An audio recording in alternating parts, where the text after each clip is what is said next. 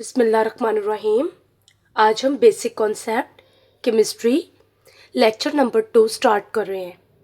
बच्चों, आज हम कॉन्सेप्ट नंबर 1 को डिस्कस करेंगे, variety of different things in universe. आखिर यूनिवर्स में इतनी मुख्तलिफ इक़साम की चीज़ें कैसे पाई जाती हैं? बच्चों, क्योंकि केमिस्ट्री में हम हर चीज़ को बहुत ही बेस से स्टार्ट करते हैं, उसके एटम से स्टार्ट करते हैं, इसलिए इसका आंसर भी हमें उसके एटम से ही मिलेगा। ओके, सबसे पहले हम ये देखते हैं कि यहाँ पे मैंने कुछ एटम्स के नेम लिखे हैं, like oxygen, hydrogen, nitrogen, sodium, iron. बच्चे, हमें पता है ऑक्सीजन कभी भी हाइड्रोजन की तरह की नहीं हो सकती, हाइड्रोजन नाइट्रोजन की तरह का नहीं हो सकता, नाइट्रोजन सोडियम की तरह का नहीं हो सकता, और सोडियम आयरन की तरह का नहीं हो सकता। इसकी मेन वजह क्या है? आखिर एक एटम दूसरे से इतना मुख्तलिफ क्यों है? बच्चों, main reason is that the different number of सब एटॉमिक पार्टिकल्स। क्यों? क्योंकि हर एक एटम के अंदर सब एटॉमिक पार्टिकल्स, प्रोटॉन्स, न्यूट्रॉन्स और इलेक्ट्रॉन्स, इनका नंबर डिफरेंट है। इनका नंबर डिफरेंट होने की वजह से बच्चे, हर एक एटम की अपनी खसूसियात होती हैं और वो अपने जैसे ही नई चीज़ को जनरेट करता है। ये वजह है कि कायनात में, यूनिवर्स में हमें बहुत सी वैरायटी की चीज़ें मिली, क्योंकि हर एक चीज़ का अपना एटम था, हर एक एटम के अपने प्रोटॉन, न्यूट्रॉन और इलेक्ट्रॉन थे, जिसकी वजह से हर एक एटम की अपनी अपनी खसूसियात थी और अपनी अपनी खसूसियात के मुताबिक उन्होंने चीज़ें बनाना शुरू कर दी। ओके बच्चों, अब हम लोग कॉन्सेप्ट नंबर 2 देखते हैं, shell names and number of electrons. Shell names क्या है और नंबर ऑफ इलेक्ट्रॉन्स क्या चीज़ होती हैं? बच्चे,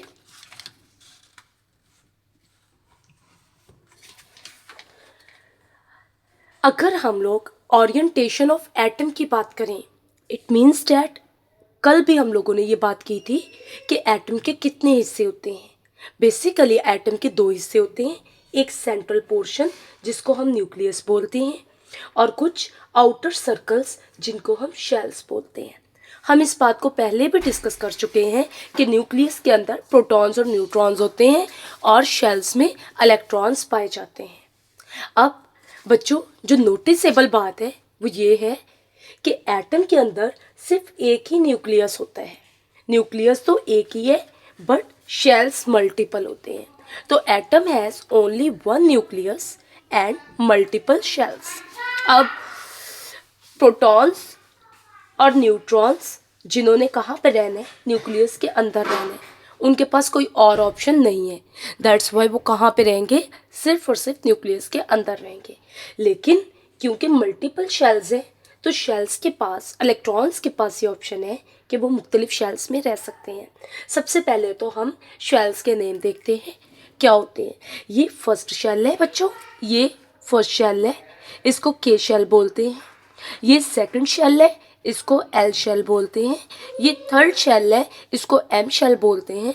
और ये फोर्थ शेल है, इसको एन शेल बोलते हैं। इसके अलावा भी कुछ शेल्स होते हैं जिन्हें हम हायर शेल्स के नेम से जानते हैं। ओके बच्चों, अब हम लोग ज़रा इन्हें एक तरतीब से लिखते हैं।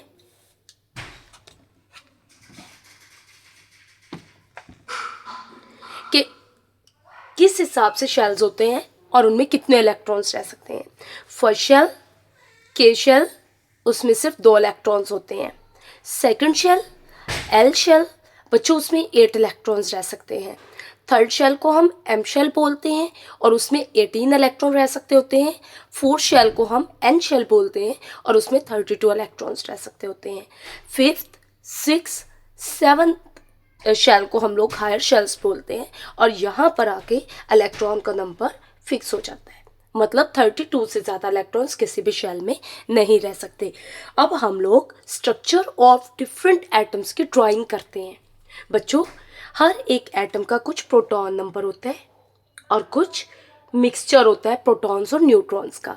इस बात को हम पहले लेक्चर में भी डिस्कस कर चुके हैं। जैसे ऑक्सीजन का केस देखो तो इस जगह पे ये इसका प्रोटॉन है और यहाँ पर ये जो 16 है ना, ये प्रोटॉन और न्यूट्रॉन का मिक्सचर है। इसको हम एटॉमिक मास बोलते हैं। और इसको हम लोग क्या बोलते थे, एटॉमिक नंबर बोलते थे। क्लियर। अब बच्चों मैंने आप लोगों को पहले भी बताया हुआ है, एक न्यूट्रल एटम में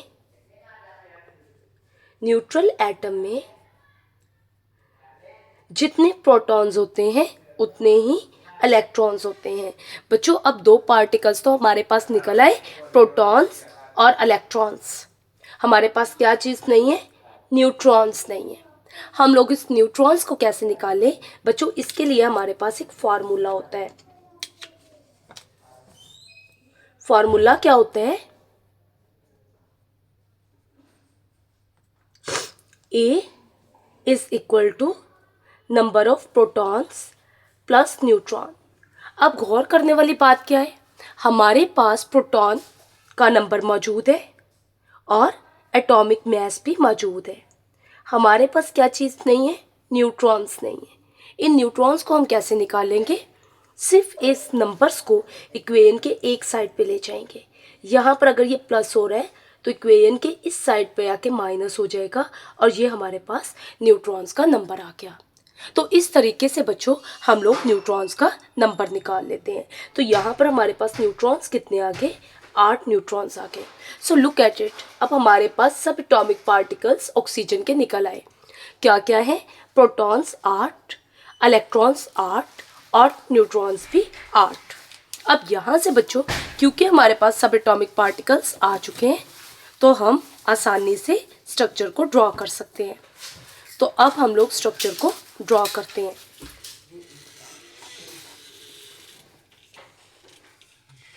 बच्चे अब हम लोग ऑक्सीजन के स्ट्रक्चर को ड्रॉ करते हैं। Structure of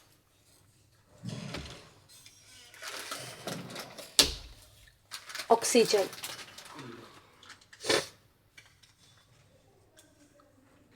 look at it बच्चों, this is the central portion of oxygen which is called nucleus. अब न्यूक्लियस के अंदर कौन कौन है, प्रोटॉन्स और न्यूट्रॉन्स न्यूक्लियस के अंदर है। ये प्रोटॉन्स और ये न्यूट्रॉन्स कहाँ पर है, न्यूक्लियस के अंदर है। अब इलेक्ट्रॉन्स कहाँ होंगे, शेल्स में। बच्चा ये मेरे पास पहला शेल। अब इलेक्ट्रॉन्स की तादाद कितनी है,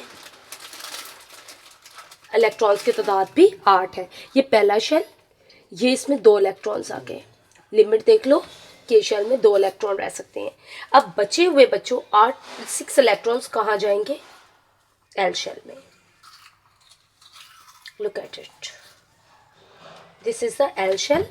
1 2 3 4 5 6। तो ये structure of oxygen atom, this is the structure of oxygen atom, जिसमें हमने क्या क्या फिक्स किया, उसके प्रोटॉन्स, उसके न्यूट्रॉन्स और शेल्स में इलेक्ट्रॉन्स। जहाँ पे हमारे इलेक्ट्रॉन्स फिनिश हो गए हमारा स्ट्रक्चर ख़त्म हो जाएगा।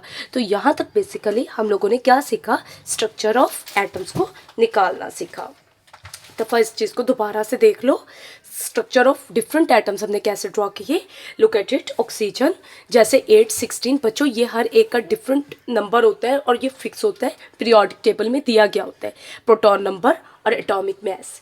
अब मैंने आप लोगों को बताया था न्यूट्रल एटम के अंदर जितने प्रोटॉन्स उतने ही क्या होते हैं, इलेक्ट्रॉन्स। तो प्रोटॉन्स 8 तो इलेक्ट्रॉन्स भी क्या 8। न्यूट्रॉन्स हमारे पास नहीं थे वो हमने कैसे निकाले, एक फार्मूला यूज़ किया। फार्मूला क्या था, atomic mass which is equal to proton plus neutron. Atomic mass हमारे पास मौजूद था, प्रोटॉन नंबर हमारे पास था, न्यूट्रॉन नहीं था। हमने क्या किया, न्यूट्रॉन्स का नंबर निकालने के लिए नंबर्स को एक साइड पे ले गए और ऑटोमेटिकली न्यूट्रॉन्स का नंबर आ गया। फिर हमने स्ट्रक्चर ऑफ ऑक्सीजन ड्रॉ किया जिसमें मैंने आपको बताया कि प्रोटॉन्स और न्यूट्रॉन्स कहाँ रहेंगे, न्यूक्लियस के अंदर। This is the nucleus, this is the nucleus, जहाँ पे क्या है, प्रोटॉन्स और न्यूट्रॉन्स हैं, और ये शेल्स हैं जहाँ पर क्या है, इलेक्ट्रॉन्स हैं। हम कुछ स्ट्रक्चर्स और ड्रॉ करते हैं जिससे हमारे पास चीज़ें और क्लियर होना स्टार्ट हो जाएंगी।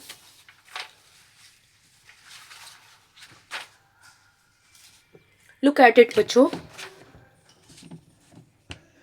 अब हम लोग स्ट्रक्चर ऑफ क्लोरीन को ड्रॉ करते हैं।